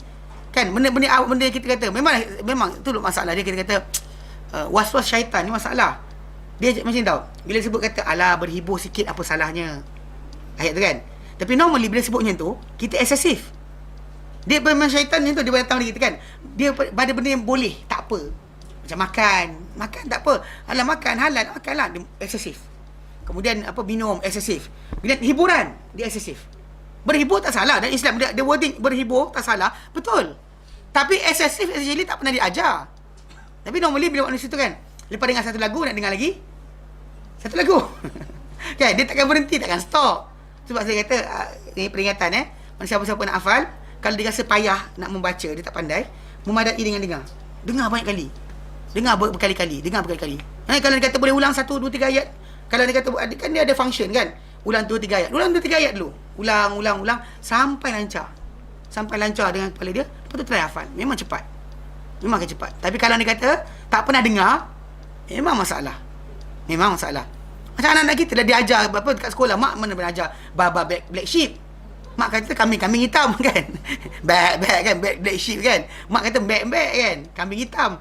Tapi dia datang kat sekolah, tiap-tiap hari dengar, so dia akan tangkap. Dia memanglah betul kalau kata budak-budak kecil cepat. Sebab dia dalam kepala dia tak ada cukai tanah, cukai ni, cukai tu, sibuk bayar rumah, bayar izin kereta, bla bla bla, rosak, tak ada. So budak kecil cepat, dia tak ada konsingan banyak. Bahkan sini budak kecil ni dia bagi je, memang dia dengar cepat. Kan sini kawan saya, dia hantar anak dia pergi ke rumah jiran untuk jaga. Sekali lepas 2 minggu dia dah berjalan balik kampung, anak dia nyanyi lagu. Dia kata, Li, jangan nama anak aku, Li, dia kata. Saya kata, kenapa? Dia, baru ni balik kampung, dia kata ke Johor, on the way, anak dia nyanyi, oh, aku ketahuan, pacaran lagi. Budak tu umur 3 tahun. Kecil gila, dia nyanyi. Saya pedik, kenapa boleh nyanyi? Punya apa? Makcik yang jaga dia suka karaoke. Simple je. Tu benda yang kena faham. Yang kelakar, anak kawan saya dekat Putrajaya, ada dia, yang jaga anak dia, mate daripada Indonesia. Mate tu suka tengok lagu-lagu ni. Anak dia hafal. Tu faham, benda biasa dengar, kita yang cepat hafal. So kalau nak hafal Quran macam tu juga, tak boleh hafal direct baca, pakai pasang MP3. Ni moden kan, pasang MP3 dengar berkali-kali. Dan bahkan zaman dahulu penghafalan Quran pakai mulut je. Tok guru tersebut bismillahirrahmanirrahim, kita ikut dia macam tu. Itu cara asal apa dia talqin al-Quran tu, talaki al-Quran macam tu dahulu. Bukan dengan baca, tapi dengan apa? Dengar ulang. So buat macam tu lah. Kan, saya bagi tahun sini, sepanjang kita belajar ni, saya akan ulangkan berkali-kali surah hafal Al-Baqarah. Bukan sebab nak paksa, tapi tuan-tuan dapat kebaikan dia. Macam Nabi kata, fa in akhadha barakah. Kerana nak ambilkan surah Al-Baqarah ni ada keberkatan. Dengar faham Mungkin ya. Kalau juz amma ke orang biasa sekarang? Juz amma ni sebenarnya untuk hafalan kanak-kanak. Kanak-kanak kita nak mudahkan, dan bahkan dalam pembelajaran. Juz amma kalau nak hafal, belajar tafsir dia sekali, sebab dia berkaitan tajuk iman. Mana dia sini surah-surah yang pendek-pendek dalam Quran, dia banyak tentang tajuk akidah. So memang kena belajar, tapi belajar dengan tu. Tapi ini special Nabi letakkan, khas untuk apa, anda dapat keberkatan dan sebagainya, hafal Al-Baqarah. Ni pelik ya, orang semua ajar baca hafal Yasin, hafal apa Al-Waqi'ah, asal Al-Waqi'ah, apa tu Ar-Rahman. Asal Waqi'ah kata baca malam kaya. Lepas asal kaya kaya. Itu masalahnya masyarakat kita suka amal macam tu. Cuba ambil Nabi janji. Yang manusia lain janji tak penting. Ambil Nabi janji. Al-Mulk untuk selamat siksaan kubur dan sebagainya. Tapi kalau anda kata orang tu hafal Al-Baqarah, ada janji Nabi yang lain. Dalam suatu Al-Baqarah kita baca itu, dia akan peneman kita dalam kubur nanti. Hatta dalam Rasulullah dahulu ada orang lelaki ni, Abu Darda ceritakan, dia bunuh orang, dia bunuh jiran dia serang jiran dia, terbunuh jiran dia. Kemudian dihukum bunuh ke atas dia. Bila dia mati, Abu Darda cerita, surah Al-Quran tu tinggalkan dia satu demi satu. The whole surah lari tinggal. Dia hafiz Quran. Tetapi surah tinggalkan dia sampai last sekali apa tahu?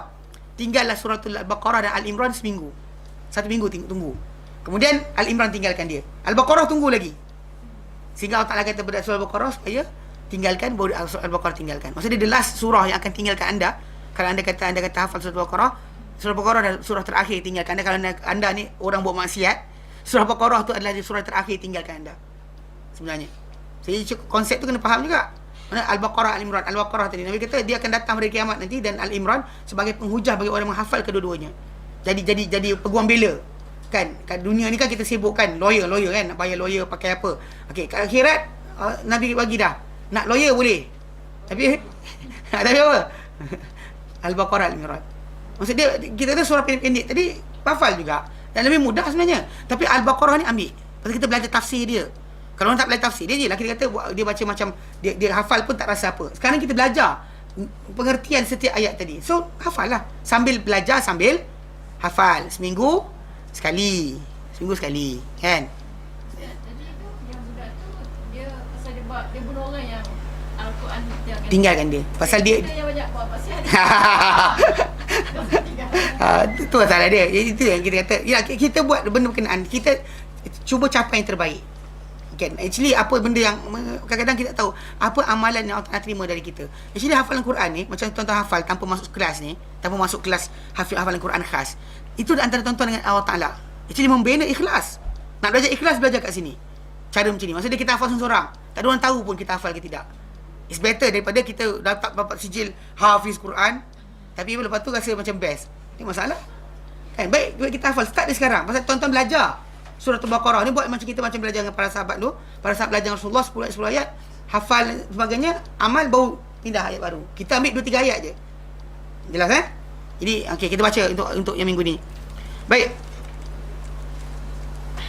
Ayat 28. Ayat 28 28 sampai 29 kot, insyaAllah. 28 29, 2 ayat lah. Baik. Ikut A'udzu billahi minasy syaithanir rajim.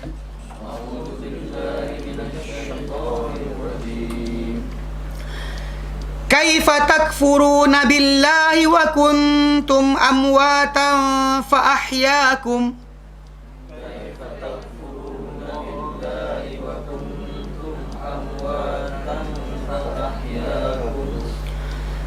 ثم يميتكم ثم يحييكم ثم إليه ترجعون.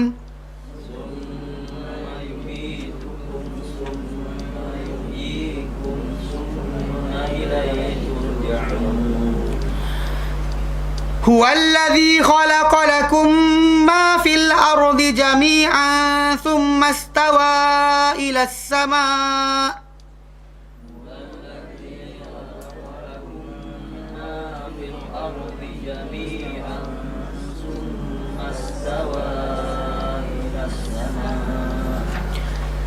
ثم استوى إلى السماء فسواهن 7 سماوات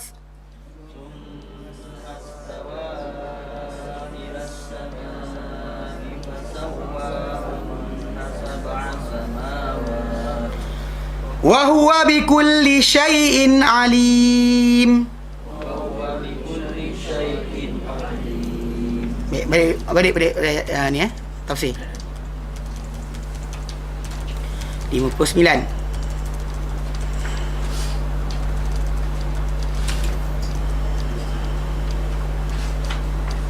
Okey. 59 bawah perenggan bawah tu. Last paragraph. Dia kata, setelah ayat-ayat berkenaan menjelaskan pecahan-pecahan manusia dalam berhadapan hidayah Al-Quran, dia menjelaskan sifat-sifat golongan sesat dan keburukan tempat kembali mereka. Ya, mana Allah Taala bawa macam tajuk mana hidayah Al-Quran, mana manusia punya kedudukan, kemudian orang kafir macam mana kedudukan dia. Macam tadi kan, macam tadi permisalan Al-Quran tadi, orang-orang yang kufur, yang tolak, apa jadi pada mereka. Datang, dia kata kat sini, dia kata datang ucapan Al-Quran dengan kehairanan, rasa pelik dan menyangkal terhadap kekufuran mereka, walau dengan nikmat-nikmat Allah yang luas. Mana dengan nikmat yang banyak ni boleh kufur lagi, kenapa? Soalan tu ditanyakan. Mana tahu dah bukan kita buat alam ni, tahu dah benda semua dimudahkan untuk kita. Mana actually benda depan mata kita, tanah ni kalau Allah tak jadikan batu keras kan, sifat tanah ni batu yang keras yang tak boleh ditanam, tak jangan semua padang pasir. Kan kita nak tanam pokok macam mana? Maksudnya dimudahkan untuk kita ada tanah macam ni, kemudian tanah liat untuk tampung air. Kadang-kadang tanah kita semua proy, semua letak air hilang, tak masalah nak kan, masalah. Tapi Allah tak jadikan boleh keluar telaga dan sebagainya, sebab kita kata ini cara Allah tunjukkan dipermudahkan. Kan kita ingat ayat yang ke-21 tu, 22 kita baca tu, Allah kata kan, apa allazi ja'alakumul arda firasha, yang jadikan untuk kamu tanah ni, apa bumi ni sebagai firash, hamparan, was samaa binaa, langit sebagai binaan, wa anzala minas samaa'i ma'a, ada turun daripada langit air, fa akhraja bihi minas samarati rizqan lakum, dikeluarkan untuk kamu daripada dengan air tadi, daripada tanah tadi, dan segala rezeki, buah-buahan sebagai rezeki untuk kamu. Maka Allah kata fala taj'alullahi andadan wa antum ta'lamun. Maka dia dah bagi macam-macam, dan dia ciptakan orang sebelum kita, dia cipta kita juga. Jadi tak ada hak untuk kita apa kufur. So Allah kata kaifa takfuruna billah. Macam mana boleh kamu kufur dengan Allah Taala? Ya? Macam mana kamu boleh kufur dengan Allah Taala? Allah Taala tanya soalan. Soalan tadi bukan sebab Allah Taala kata macam sebab apa? Tak, dia macam ni, macam mana boleh? Soalan yang hairan. Hairan, peliknya gitu. Ini adalah pengembalian pada permulaan kepada matlamat pertama dalam pendahuluan. Itu maksud dia nak tunjukkan balik pada matlamat utama asal pendahuluan ni, itu berkenaan dengan hidayah. Itu di mana ia mula jelaskan hidayah Quran, pecahan manusia terhadapnya, dan mengulang kata-kata yang di sini dengan bentuk yang lain, dengan uslub yang baru. Mana Al-Quran tu hudal lil muttaqin, Allah terangkan, kemudian datang sini ulang sekali lagi. Tegur sekali lagi, tegur sekali lagi. Macam dalam ayat 22, 23, 24, tegur sekali, sini tegur pula sekali lagi. Maksudnya kat situ Allah Ta'ala peringatkan, kat sini Allah Ta'ala kata kenapa, macam mana, how can, macam mana kamu boleh kufur, macam mana kamu boleh kufur. Okay. Ayat ini ayat-ayat berkenaan menyuruh di sana dengan pengabdian kepada Allah Taala dan menyebut nikmat-nikmat. Saya menyuruh. Kalau tak sebut apa ayat 21, Allah kata ya ayuhan nas ubudu rabbakumul ladzi khalaqakum. Wahai manusia, sembahlah kamu akan Tuhan kamu yang terciptakan kamu. Waladzina qabluna orang sebelum kamu la'allakum kamu tattaqun akan bertakwa. Ayat 22, allazi ja'alakumul arda firasya, ayat kita baca tadi. Jadi untuk kamu tanah sebagai hamparan, langit sebagai binaan, dan juga keluarkan untuk kamu turunkan dari langit hujan, lalu air, lalu dia tumbuhkan dengannya sebagai buah-buahan untuk kamu sebagai rezeki. Maka jangan jadikan Allah Taala sebarang sekutu sedangkan kamu mengetahui. Jadi Allah Taala terangkan kat situ. Surah abdikan diri dan sebut nikmat saya menyuruh. Kemudian dah melarang di sini kufur. Di sini Allah Taala sebut melarang terhadap kekufuran kepada Allah Taala dan menyebut nikmat-nikmatnya secara dengan sikit perincian. Lepas ni sebut lagi. Sekali lagi Allah Taala ulang berkenaan apa yang diciptakan untuk kita. Okay, telah menyebut yang awal di asas penciptaan dan di sini pula membicarakan mengenai pengakhiran pengembalian setiap manusia kepada Tuhannya. Okey. Kalau dikatakan apa Allah Taala mulakan dengan apa? Kaifa takfuruna billah wa kuntum amwata. Macam kamu boleh kufur dengan Allah Taala sedangkan kamu dahulu mati. Kita dulu adalah mati. Mana tak hidup. Kalau kita kata asas badan kita ni adalah tanah, hidrogen, nitrogen, oksigen, karbon, sulfur, magnesium, potasium dan sebagainya, itu asas kejadian kita. Tapi benda tak ada nyawa. Tidak ada nyawa. Benda barang tadi tidak ada bernyawa. So kita ni apa? Makhluk bernyawa. Asal kita mati. Sekarang kita hidup. Kan kita asal benda tu mati. Tak ada nilai. Macam kita macam kan tuan-tuan sekalian ambil makanan masak kan. Kan makan tuan-tuan makan tu nasi ke dan sebagainya. Benda tu tadi bukan hidup. Tapi masuk badan tuan-tuan sekalian dia jadi sel kita dia hidup. Bahkan jadi diri kita, DNA kita lepas tu. Asal DNA beras, DNA lembu, masuk badan kita dia jadi DNA kita lah. Mana ada cucuk-cucuk tangan, ada beras kat tangan dalam ni. Tak. Kan tak ada, dia takkan jumpa macam tu. Dia akan jumpa apa? Badan manusia tu sendiri. Protein, mana perut kita buncit daripada nasi tadi. Kita makan. Maksud dia badan kita ni terbentuk daripada bahan-bahan yang tidak hidup. Macam kamu boleh kufur Allah Ta'ala, kamu ni semua asalnya mati. Okay, summa yuhyikum Allah Ta'ala hidupkan kamu. Okay. Summa ilaihi turja'un, kemudian kamu kepadanya kamu akan kembali. Okay. Bermula ayat berkenaan dengan bentuk pertanyaan sifat menyangkal lagi menegur. Ayat tu mula dengan kaifa. Sangkal dan tegur. Allah Ta'ala kata sangkal, macam kita kata, macam mana awak boleh buat benda ni? Kita bukan tanya nak dapat tahu. Tanya sebab kenapa. Okay. Menyangkal dan menegur. Dan ditolehkan ucapan kepada orang kafir secara berdepan. Dan itu bagi menambah keheranan terhadap kepelikan keadaan mereka dan kekurangan pengetahuan mereka. Macam mana mereka boleh tak boleh kufur lagi. Tahu dah macam kita kata sistem badan kita kan sistem automatik. Peluh keluar dengan automatik kan, luka badan, kita luka kan automatik. Kan mana ada orang duduk diam, kenapa tu? Tengah cantumkan kulit, luka semalam. Kan letih kan, tumbuhkan rambut. Kan ada orang tumbuhkan rambut dengan diri sendiri. Duduk diam bertapa, meditasi lagi. Kan bunyi yoga ke bunyi macam-macam keluar bunyi. Rimau dan sebagainya. Untuk apa? Untuk keluarkan rambut. Mana ada? Tak boleh. Benda tu automatik. Tak pernah fikir macam mana benda tu teratur. Macam kita kata sistem kan. Sperma dan ovum bila bercantum. Kemudian terbelah 2, 4, 8. Kita bincang dengan kejadian manusia kan. Mana lepas tu billion sel tadi semua tahu nak duduk mana. Semua tahu tugas dia. Yang jadi tulang jadi tulang. Yang jadi mata jadi mata, jadi rambut jadi rambut. Tak ada satu pun silap. Semua betul. Semua betul, semua tepat. Takkanlah benda tu random. Tak sengaja jadi ni. Kan? Macam kenapa jadi? Entah, tak tahu. Tiba-tiba jadi orang. Kan? Baju-baju jadi orang. Mana ada? Semua tepat. Semua teratur. Lepas tu binatang sekeliling kita, pohon-pohon sekeliling kita, semua tepat dan teratur. Tak ada satu benda silap. Takkan terfikir benda datang dengan sendiri.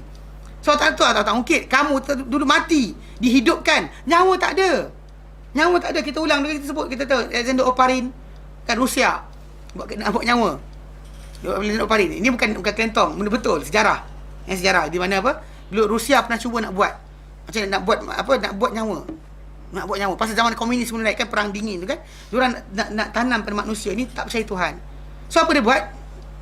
Buatlah Alexander Oparin. Dengan puluhan tahun dia buat kerja. Diberikan semua sumber. Dia macam-macam benda dia buat lah.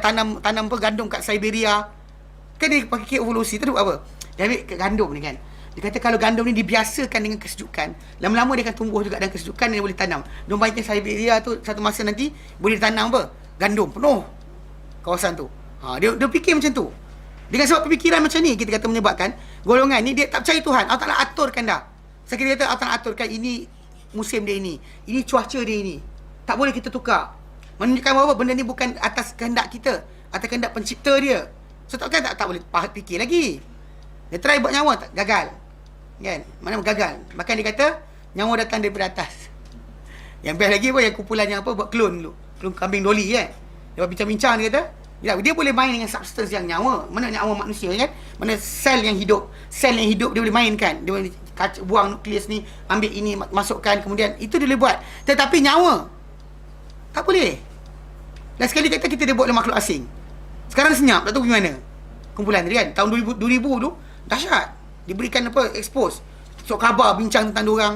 Semua bincang. Sekarang mana pergi? Pasal daripada close statement, kita dia buat oleh makhluk asing. Orang kata nonsense. Kan, takkanlah itu makhluk asing. Alasan semua alien. Alien buat kita, kemudian alien lari. Siapa alien tu? Tak tahu. Ini semua nak lari dari ketuhanan sebenarnya. So Allah Ta'ala kata, macam mana kamu kufur kamu semua mati. Kan? Demi sungguhnya mereka dahulu adalah tiada. Manusia ini asal tiada. Lalu Allah Ta'ala ciptakan mereka dan mengeluarkan mereka daripada keadaan tiada kepada kewujudan. Itu Allah Ta'ala nyatakan surah Al-Insan ayat pertama. Allah Ta'ala kata apa? Surah Al-Insan. Apa permulaan ayat surah Al-Insan? Hal ata 'alal insani hinun minad dahr lam yakun syai'an madhkura. Adakah tidak sampai pada manusia ni kan? Hal ata 'alal insan hinun minad dahr. Satu tempoh daripada zaman lam yakun syai'an madhkura. Dia pernah jadi satu makhluk yang tak pernah disebut pun. Macam orang bernama Adli. Kan sebelum tahun 76, mana ada manusia yang lahir nama berkenaan. Orang tu tak wujud. Kita tak wujud. Sebelum tahun sekian, bapak kita wujud. Sebelum tahun-tahun sekian, atuk kita wujud. Dan soalan tu tak tanya, tak pernah fikir ke? Kalau kita fikir, kita macam, datang ni, bukannya kita nak, tapi didatangkan, dihadirkan ke dunia ini. So dengan situ, bila kita kata kita dapat apa gambaran ni, kita sepatutnya tak boleh kufur. Kufur kita tu pelik. Kufur kita adalah pelik. Kita tak pernah wujud, datang, tak pernah kita nak tanya. Dan bahkan bila manusia tak nak beragama, Allah Ta'ala persoalkan. Dan kita kata, bahkan ahli falsafah kan ada 3 soalan besar. Dari mana kita datang? Kenapa kita datang? Ke mana nak pergi? Ni 3 soalan besar, the big question. Bapa falsafah pun bincangkan. Dari mana datang? Tak tahu. Kenapa datang? Tak tahu. Ke mana nak pergi? Tak tahu. Sekarang ni Al-Quran datang, Islam datang, ajarkan. Maksudnya datang Rasul, utusan Tuhan, beritahu kita state by state, stage by stage kehidupan kita, mana kita pergi, kenapa kita datang, mana nak pergi lepas ni. Dari mana kita datang diterangkan. Tak ada, bukan daripada kambing, lembu dan sebagainya, bukan daripada beruk, tapi daripada Adam AS. Kenapa kita datang? Diterangkan matlamat kita datang. Dan kemudian nak pergi, diterangkan juga. So semua diberitahu pada kita. So jadi manusia yang tak nak beriman, dia akan hilang punca. Tu yang last sekali dia kata apa? Makhluk asing. Alien buat kita. Sebab apa? Tak ada jawapan. Tidak ada jawapan yang logik. Nak kata daripada beruk, tak ada beruk tukar jadi orang pula. Beruk kekal state tu. Kan soalan kan? Daripada beruk jadi orang. Kenapa beruk jadi orang? Tak tahu. Kenapa beruk yang ada jadi beruk tak jadi orang? Tak tahu juga. Kan ikan jadi biawak. Kenapa ikan jadi biawak? Sebab dia kata nak lari daripada pemangsa. Sekarang ni pemangsa kat lautan ada juga. Ada tak ikan jadi biawak? Tak ada. So nampak tak logik. Tu dah sekali alien buat kita. Dia try buatlah mutasi, dia kenakan radiasi. Kemudian mungkin matahari dulu terlampau banyak radiasi, bertukarlah mutasi. Pun gagal. Bila tuan-tuan kena ingat, bila ajar anak-anak kita tengok cerita filem X-Men dan sebagainya, ingat itu agenda propaganda untuk ajar manusia supaya percaya Tuhan tak ada. Faham tak? Ni jaga-jaga sikit. Tengok cerita berkenaan, ingat kepada anak-anak ini tipu. Nanti kalau anak dia percaya, nanti lepas ni nanti di mata jadi 4. Masa nanti manusia timbul sayap. Sebab apa? Mutasi. Kenapa? Kerana kena radiasi. Mutation dia panggil. Kecacatan yang mengubah mak rupa. Jadi maksud dia nak ambil idea tadi. Ameba, protozoa, ikan, biawak, burung, beruk, orang. Tahu? Dia punya state tu, kan? Dia nak buat macam tu, faham tak? Itu ajaran mereka. Tapi kita tak perasan, kita main bagi je anak-anak kita tengok. Bahaya. Sebab benda berkenaan dia agenda. Filem tu tengok, perhatikan, dia ada agenda kat situ. Macam mana filem ada apa pun filem sekalipun lah. Filem La ilaha illallah syarikalah. La ilaha illallah syarikalah. Apa salah pula? Tu masalah dia. Kan? Tapi kita kata benda berkenaan sepatutnya kita kata, kalau nak terangkan benda ni memang betul lah. Dia kata filem ini rekaan, tapi anak kita mana faham. Saya jumpa seorang budak dalam umur sekolah rendah kan. So nak masuk sekolah menengah. Dia percaya alien tu ada. Ada ustaz dia kata. Saya kata tak ada. Ada dalam website. Ada bagi komputer, buka. Mak dia manja kat dia kata tak ada, dia kata. Kan? Orang percaya, orang dewasa pun percaya, budak kecil lagi teruk. Kan, benda ni bahaya. Pasal Allah Taala beritahu pada kita kaifa takfuruna billah wa kuntum amwatan fa ahyaakum thumma yumitukum thumma yuhyikum thumma ilaihi turja'un. Maksudnya Allah Taala berikan berkenaan untuk beritahu kita state kita mana hidup, kemudian kita mati, hidup, kemudian mati, kemudian hidup balik, kemudian kepada Allah Taala kita akan kembali. Itu stages kita, tak ada lain. Mana manusia. Bukannya karma, bukannya nanti macam reincarnation beranak balik. Kan itu ada question besar. Kalau question dia apa? Berapa banyak roh yang ada? Kan kalau dia kata orang tu jadi buruk. Lepas tu buruk nanti orang balik. Kemudian anjing. Kemudian orang balik. Kemudian pokok. Kemudian orang balik. Maksud dia apa? Jumlah roh kat dunia ni limited. Kan? Limited lah maksud dia. Asyik rotate je. Ini orang, mana yang baru lahir tadi, orang baru pula. Tak ada. There's no such thing. Faham? So anda kena faham betul. Ni bila kita bagi anak-anak tengok, perhatikan benda yang tengok tadi. Pasal benda ni adalah benda-benda yang agenda dan propaganda. Selama mana mereka ia peringatkan mereka dengan penciptaan pertama, datang pula sebutan tentang peringkat-peringkat pemindahan insan dari kehidupan dunianya kepada kematian dan penjemputan nyawa roh ketika tamat tempoh. Manakah dia kata summa yumitukum summa yuhyikum. Dia matikan kamu kemudian dia hidupkan kamu balik. Kan kamu asalnya mati, dia hidupkan kamu. Kemudian dia matikan kamu, kemudian dia hidupkan kamu balik. Maksud dia ada stages yang berikutnya. Yang kita sekarang ni sedang hidup, tak ada kita dah mati, kita asalnya mati, hidup. Nanti kita akan mati, lepas tu kita hidup balik. Itu stage yang berlaku, okey? Dia kata apa? Dia kata dan ia menyebut perkara keempat yang dijanjikan itu penghidupan dan pembangkitan setelah kematian dan pengembalian kepada Allah Taala. Summa yuhyikum summa ilaihi turja'un. Yang keempat itu adalah dihidupkan kamu balik, kemudian kamu kembali kepada Allah Taala, kamu akan kembali. Ya, kepada Allah Taala yang akan menghimpunkan manusia dan dia akan adili di antara mereka dengan bijaksana. Okey? Allah Taala dalam Quran dan surah Al-Mu'minun ayat 15-16. Okay, Allah Ta'ala nyatakan akan stages kita belajar tu berkenaan dengan kejadian manusia kan. Kalau Ta'ala katakan apa? Summa innakum ba'da dzalika lamayitun. Kalau Ta'ala sebut dalam surah Al-Mu'minun. Kalau Ta'ala kata apa? Walaqad khalaqnal insan min sulalatin min tin. Demi sungguh kami telah ciptakan manusia dari pilihan tertentu daripada tanah. Okay, para ulama kata yang masuk pilihan tertentu tadi hidrogen, nitrogen, oksigen. Kemudian bahan tadi diambil summa ja'alnahu nutfatan fi qararin makin. Kami jadikan dia sebagai nutfah, benih pada tempat tinggal kuku itu dalam rahim. Okey, thumma khalaqna nutfatan 'alaqah. Kemudian kami jadikan nutfah itu jadi 'alaqah. Fa khalaqna 'alaqah mudghah, kami jadikan nutfah 'alaqah itu jadi mudghah. Fa khalaqna mudghah izama, mudghah tadi kami jadikan tulang-tulang. Thumma kasawna izama, kami balut tulang-tulang itu dengan daging. Thumma ansha'na khalqan akhar, kami jadikan dia makhluk yang baru. Kan makhluk yang baru yang tak rupa macam kambing, tak rupa macam kucing. Orang kata fatabarakallahu ahsanul khaliqin, maka maksud Allah Taala, Maha berkat Allah Taala sebaik-baik pencipta. Kemudian lepas stages tadi, summa innakum ba'da dzalika lamayitun. Kemudian kamu selepas itu kamu pasti akan mati. Summa innakum yaumal qiyamati.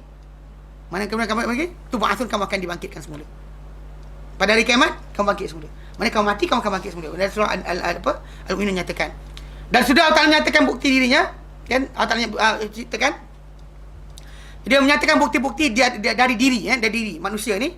Dia mengekorkan dengan pernyataan lepas tu.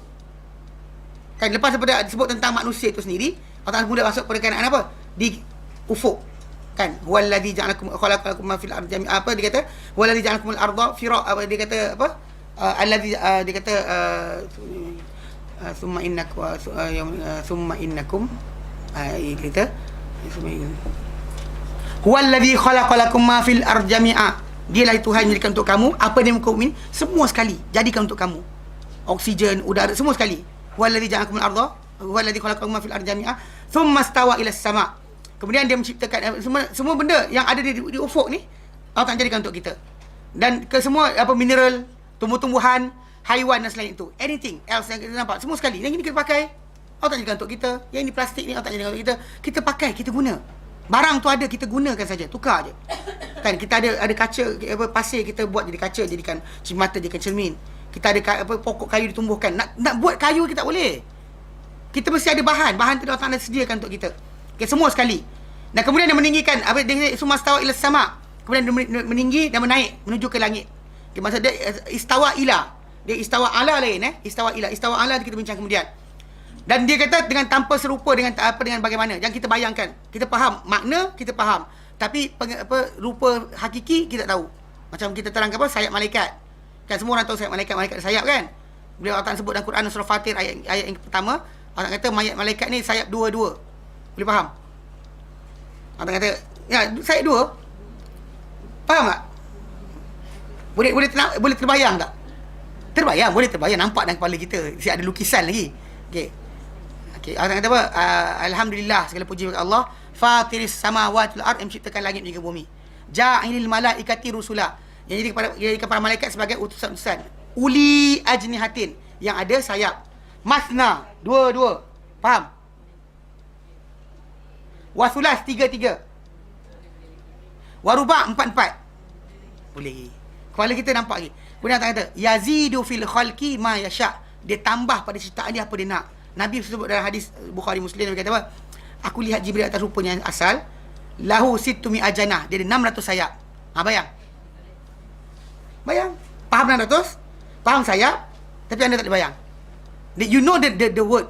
You know the meaning. Tapi blur. Faham So itu masalah bila Allah kata istawa ila sama. Faham meaning, tapi jangan bayang. Tak pasal tak ada bayang, tak boleh bayang pasal anda limited. Faham? Anda punya pemikiran adalah limited. So jangan bayangkan. Dia 3-2 naik Dia kata kemudian apa dia kata? Summa stawa ila sama. Kemudian dia menaik ke langit serta menunjukkan arahan kepada langit tanpa serupa, tanpa dibagaikan, tanpa dibayangkan macam mana rupa dia. Fasawwahunna sab'a samawat. Allah tak ciptakan langit itu 7. Di atas rupa yang teliti. So, setiap langit ada tugasan dia. Bahkan macam dalam hadis Isra' dan Mi'raj, memang bila Jibril alaihissalam bawa Nabi SAW naik ke langit, setiap langit tadi ada penjaga dia dan Jibril minta izin untuk naik. Bukan suka-suka hati je panjat. Kan? Mana maksud dia naik, okey? Yang menunjukkan kepada liputannya terhadap sesuatu segi ilmu. Maksudnya yang menunjukkan bahawa keelokkan langit tadi kita pandang ke mana pun rupa dia serupa je. Rupa langit tu serupa, penuh dan padat. Mana menunjukkan bahawa itu meliputinya ilmu Allah Ta'ala terhadap kita. Manakala dalam penciptaan bumi terdapat penyiapan untuk bagi persyaraan khilafah di muka bumi. Mana Allah Ta'ala start dengan ayat tu sebut berkenaan dengan fasawwahunna sab'a samawat wa bi kulli syai'in alim. Allah Ta'ala start dengan ayat ni supaya nak ceritakan tentang apa? Ini langit, bumi apa benda. So dari bumi nanti Allah Ta'ala mula untuk membincangkan berkenaan dengan khilafah pertama di muka bumi. Itu bermula dengan Adam alaihissalam. Khilafah ni ingat, nanti kita akan bincangkan maksud khilafah tu apa. Dia bukan maksud dia, pasal khalifah ni maksud asal dia adalah pengganti. Contoh macam A hilang, B ganti, B hilang, C ganti. Setiap satu ni adalah khalifah yang satu berikutnya. Itu para sahabat dipanggil khalifah. Sebab apa khalifah? Sebab mereka pengganti Rasulullah. Menggantikan Rasulullah. Rasulullah tak ada, Abu Bakar ganti. Abu Bakar tak ada, Umar ganti. Umar tak ada, Uthman ganti. So and so on. Itu maksud asal khalifah. So ini kita akan bincangkan pasal ayat ni dah berhenti pada tajuk langit. Allah ceritakan langit tu 7. So lepas ni kami bincangkan berkenaan bumi tu. Siapa yang Allah Ta'ala lantik sebagai khalifah di muka bumi. Dan kita bincang berkenaan jin. Kenapa jin dipanggil sebagai apa, dia ditarik daripada jin, apa penguasaan dan sebagainya. Kita ni pengganti siapa dan sebagainya. Apa kaitan kita dengan jin? Jin yang ada dan apa kaitan iblis dan sebagainya. Kita akan bincang kemudian insya-Allah masa ayat 30 nanti. Tapi ingat, sampai ayat 29 sila hafal. Saya tak banyak, sikit je. Hafal. Bukan untuk orang lain, untuk diri kita sendiri. Dan bila tuan-tuan dah hafal Al-Quran, cara ulangan dia ketika solat sunat baca. Jangan nak solat sunat qul Allah je. Boleh qul Allah je, sah, tak ada masalah. Ulangan hafalan sila baca ketika solat sunat. Kan solat fardu kita tak dan, pasal imam baca laju atau imam bergerak cepat atau imam baca kita kena dengar. Kalau solat malam, solat yang apa maghrib, isyak dan juga subuh, kita kena dengar imam baca apa. Tapi zuhur, asar kita baca tapi mungkin tak banyak. Tapi tuan-tuan sekalian nak ulang ketika solat sunat. Lepas zuhur, sebelum zuhur, sebelum asar kalau semayang, sebelum maghrib kalau semayang. Tapi ambil yang tak ada perlu laju lah. Macam maghrib, antara maghrib isyak tu, atau lepas isyak ke, baca. Hafalan anda ulang dalam solat is the best. Ulangan sebenarnya. Cara buat pengulang Quran paling baik adalah dalam solat, bukan di luar solat. Luar solat macam distraction kan, television dan sebagainya. Okey, jelas? Okey, baik, kita berhenti kat sini soalan. Baik, kejap lagi kita insya-Allah akan ada apa, kuliah khas Ustaz Said Nur Hisham bin Tuan Padang. Hello, Assalamualaikum. Ya, saya. Ha? Sampai dulu. Hello? Tengok jalan ni. Oh ya ke? Sekejap ada hantar. Okey. Oh ya ke? Nak datang ke arah IQKL. Datang arah IQKL. IQKL tahu kan? Sekejap, tunggu sekejap nak ambil. Tunggu sekejap nak ambil. Tunggu sekejap itu. Tunggu sekejap itu anda datang ambil. Anda kat Gufron kan? Tunggu sekejap. Anda datang. Okey. Okey, penceramah kita insya-Allah kejap lagi kena ambil dekat Masjid Gufron. Dia tak ingat jalan. Jadi apa insya-Allah kejap lagi ada kuliah khas. Ustaz Said Hisham Mitra Padang sunnah dan amalan dalam bulan Zulhijjah. Okey. Sampai pukul 1 hari insya-Allah, dan ada maklumat lain kelas baru izin praktikal Arabik untuk wanita sahaja. Diajarkan oleh Ustazah Riham Halfawi. Selasa 9.45 pagi, Khamis 11.10 pagi. Mula 8 Oktober 2013. Siapa-siapa berminat boleh berdaftar di kaunter Yayasan Taklim. Mana akan mula insya-Allah minggu depan. Siapa-siapa yang ni untuk praktis Arab. Mana orang Arab akan ajar cakap Arab. Belajar dengan Melayu, dia belajar huwa hum je. Kan tak habis-habis. Wa huma hum. Jalasa. Ini belajar praktis dengar orang Arab cakap dan juga berlatih, tapi untuk perempuan sahaja. Okey. Baik, kita berhenti kat sini. Wallahu taala alam. Wassallallahu ala sayyidina Muhammad. Assalamualaikum warahmatullahi wabarakatuh.